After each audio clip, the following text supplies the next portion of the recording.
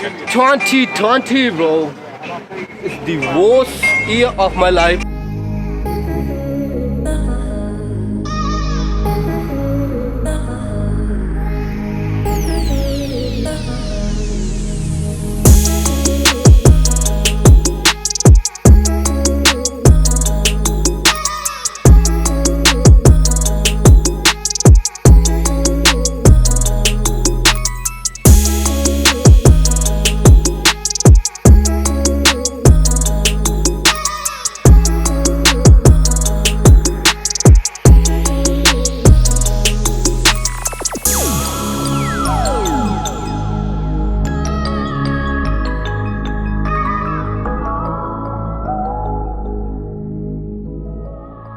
I was at work the whole time for a bit, so I never really experienced the lockdown. I think Covid-19 has affected me in the ways that I found more time for myself. I have to go to gym. That's my escape. So when gyms were shut and I was stuck in my house, that was hard. That was super hard. I mean, I guess in the back of your mind you're always like, oh, I've touched this, so I gotta wash my hands. I was actually going to lose my job just because I had a temporary contract. So obviously companies can't afford to keep everyone on. So they ended up getting rid of all the temporary contracts. I'm basically paying international fees at university to teach myself. Do you know what? It hasn't affected us personally. It's affected us in the sense of when we go out, things have changed. COVID-19's affected me quite little, apart from the difficulty getting shopping done in the early days. The big thing for me was not being able to go to church. Me, yeah? To be honest with you, bro, I'm a student. It affected me, but in a positive way. Look, everyone, including me, I don't like to study, to be honest with you. So my uni got closed, my assignment got shut, and I got called from my tutor, yeah, and she goes, how are you affected from the corona? Same question that you asked me. And I goes, I'm pretty well. I'm enjoying myself. Yeah, I know about these are certain things that people are self-isolating themselves, I know. But corona is a game, you know. They are vanishing people.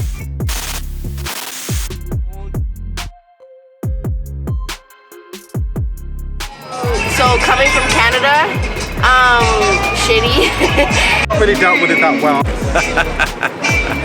Because we kind of went on lockdown right away, and then we had regulations, so you had to wear your mask, had arrows in the supermarket, and I think it's not as much government as people have to just follow the rules. I think personally that it's been overplayed.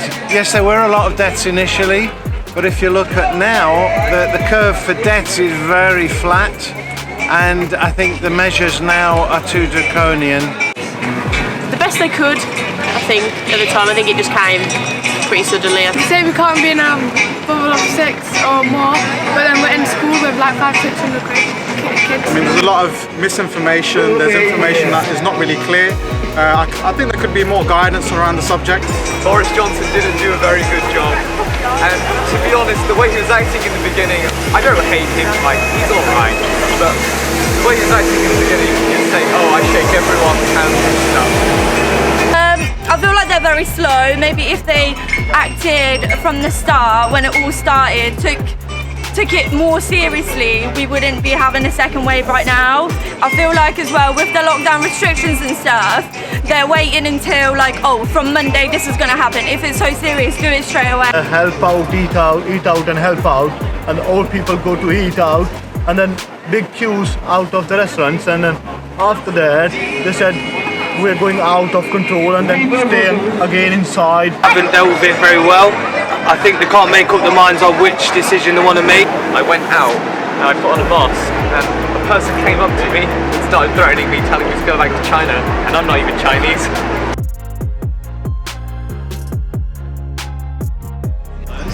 I think they're really stupid, because if we don't go into lockdown, the whole point of lockdown is to prevent the amount of deaths happening.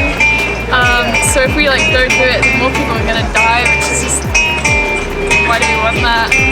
I think protesting is fine, but when it can very easily turn to violence. So all these Black Lives Matter protests, I think, turn to violence far too quickly and ripping down statues. I think that's very wrong. I think it's better to approach your MP and make your views known to them and say, look, guys, you're our representatives. Do something. But we believe that Jesus has already defeated the enemy. So we believe that we have the victory. So coronavirus is not something to be scared of. It's just another ploy of the devil to get people into fear. That's ignorance, isn't it? Yeah. Like here even, there's more than 6, they're all touching, putting on a performance. Yeah. It's not really. We're all living in a bubble, do you know? Yeah. So that's breaking the rules in theory. It shouldn't be happening. We should be following the guidelines. My mum actually went to it yesterday. She's a very big conspiracy theorist.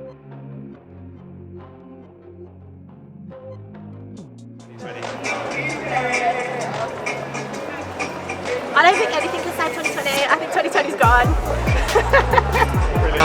Aliens coming down. I don't know. Jesus. Just clubs opening, really. The second wave is always bigger than the first wave. In any virus, you look at through the history, Spanish flu, everything, it's always bigger. And I don't think people are prepared for that. The pubs up again after 10. Legalizing cannabis. Oh, it's gonna take a lot of things to save 2020. 2020, bro. It's the worst year of my life. Like the cure for corona? Nothing. It's done, finished. 2020's done.